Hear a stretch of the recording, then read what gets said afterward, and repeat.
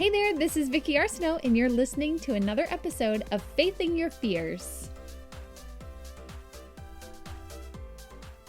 Well, thanks for joining me again today.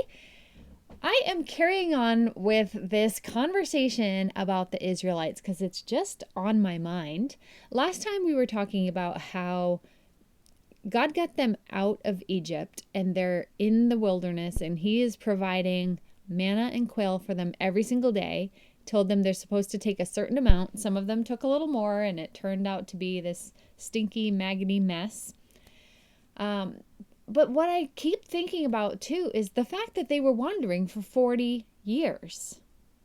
Now, in an earlier episode, I was talking to you about how Moses had sent in 12, well, we call them spies, but they were 12 maybe scouts going into the land, right? And they were gone for 40 days. So they went into the promised land. They saw that everything in there was amazing. The fruit was massive. The lands were just lush and gorgeous and everything was great. There were giants in the land, though. And so 10 of the 12 spies came back with a report saying, yeah, the land is awesome, but the people are huge. There's no way we're going to overtake them. And then you had 2 of them who were saying, yes, we can. God's totally got us. Like, we can do this. It's no big deal. With God, everything's possible, right?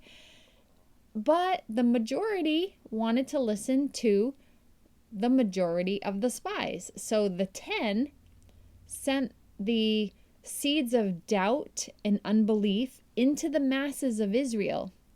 And so, as a result, instead of going on this journey into the promised land, which was literally going to take about 11 days, okay, 11 days, they could have been in the promised land because God was going to give it to them. Instead of that, they wandered for 40 years.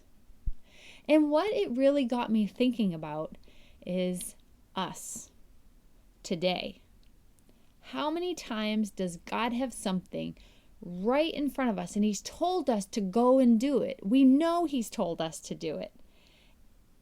And instead of just doing it and letting Him claim the victory for your life, we wander and we look at it from a distance and we walk in circles.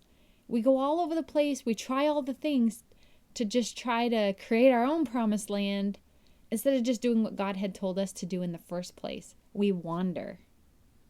It's really just hitting me because I know that in my life I have spent many years wandering. Even though I knew that God was telling me to do something, I wandered until I finally got up the nerve to just do what He said and to go all in and just do it. I think we all could be guilty of this, and I think that is the fear that holds us back from going to get our promised land, you know? So when we can add faith to our fears, we are saying, God, I know You're bigger than my unbelief. I know You're bigger than my doubts. I know that You are bigger than anything I could come up with that could hinder me from getting to the promised land that You have for me. I'm not talking the ultimate promised land of heaven. I'm talking the ultimate promised land of the call on your life. There are different seasons in our lives that we're going through, and at a particular time, you might be called to just take care of your family or take care of your parents, you know, take care of whoever, right? There are different seasons in our lives where we're supposed to do different things, but it's all part of an ultimate calling that we have on our life.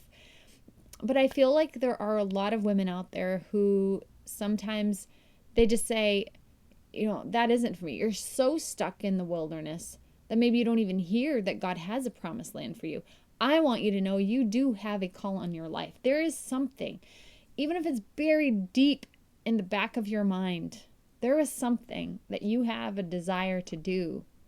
But it seems so impossible, you just don't even bother to think about it because that land that you're thinking about is so far removed from where you are, you think you're never going to get there. Well, the truth is, it might just be an 11-day journey, and you're taking it to the 40-year journey. So I want to encourage you to take stock right now, to take time and really just pray and ask God, what is it that you want me to do? Am I hanging out in the wilderness? Do I have a wilderness mindset? Am I geared to make myself stay stuck in this not knowing, walking around in circles, trying to find direction, and every single time I hit a dead end? God, can you lead me to the promised land that you have for me? Can you show me what I'm supposed to do? And can you give me the strength to get there? Because, friends, I don't want to see you wandering around when you know there's something on the inside of you that God has planted. That is a seed that is planted in your heart, and I want to see it come to life. God wants to see it come to life. God wants it to rise up out of the dirt. That seed is going to grow, and it's going to pop up out of the dirt, out of the ground, and it's going to be able to flourish. It's going to see the sunlight. It's going to get watered. It's going to get those rays of sunshine beating down on it. It's going to grow and flourish. But that's if you're going to be willing to actually explore what it is that God wants for your life. Eventually, some of the Israelites made it to the promised land. Only 2 got to go in from that first scouting that they had. And I believe I have heard there were about 2 million people maybe that were wandering for all of that time. Is 2 million or 20 million? I think it was 2. Probably should have checked that before I said it. But anyway, a whole bunch of people. Like, for me, that's like practically 2 of our state. And it's like, just spend all that time wandering, and many of them ended up dying in the desert. Their generations didn't get to go in. I want you to move forward, move toward your promised land. Be courageous. Don't be afraid. God has always got you. It doesn't mean that there aren't going to be hard times when you're heading toward your promised land. It doesn't mean there won't be storms or maybe some detours. It doesn't mean that. But when you know you're going in the right direction, it's easy to overcome those, or easier to overcome all of the things that might come your way, because you know you're heading to a destination. Right now, when those storms and things come your way, it can be heartbreaking. It can really tear you down. It can really get in your head, right? Because you don't actually have a destination. So every storm that hits you, you just feel battered and beaten down, and like just trying to figure out why you should get back up.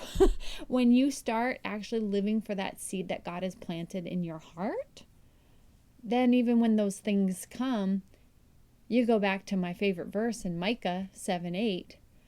Do not rejoice over me, my enemy, for when I fall, I will get back up. And when I sit in darkness, the Lord will be a light for me.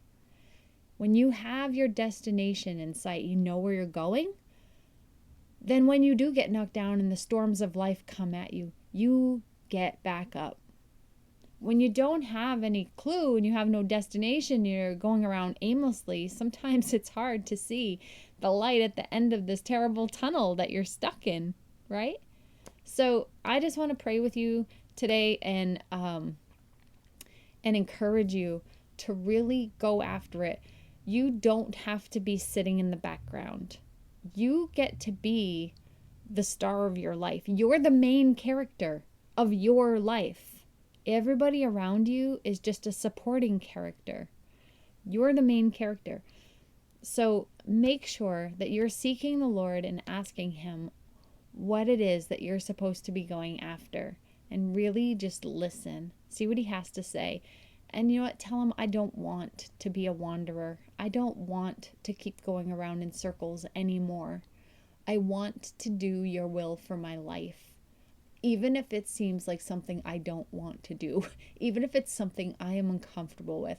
Even if it's something that scares me to death. Whatever it is, God, I just want to go where you lead me. Because I know that that is the ultimate fulfillment of my life here on this planet is doing what you've created me to do. I hope that you find that encouraging today. I hope that you're going to really seek the Lord, and I would love to hear any feedback that you have about that if you want to share it, because it's just so important that we do this together. We each have our own journey, but we were made for community. We were made to be here for each other, because when we have those moments where we're doubting and we're feeling confused, sometimes you need that person or those people to be around you to say, no, keep your eye on God. Keep your eye on God. Don't listen to those fears. Nope. Take those thoughts captive. Take them captive and don't listen to any of the lies. You stay looking forward. So if you want to, communicate that to me, I would love to hear from you. You can leave a review right here in the comments, or you can shoot me a message at coach@VickyArsenault.com, or go find me on Facebook at VickyArsenault, not.com, just Facebook at Coach Vicky Arsenault. Go find me there and let me know. Send me a private message. I would really love to hear from you and hear what it is God is speaking to you. And if you have those fears, I would like to help you face them and faith them. It's so hard to say those two things. The C and the TH sound so much alike, but I want to help you do both of those, because I want you to be everything that God has created you to be. Don't sell yourself short, okay? All right, have an awesome day, and I'll see you next time. Bye.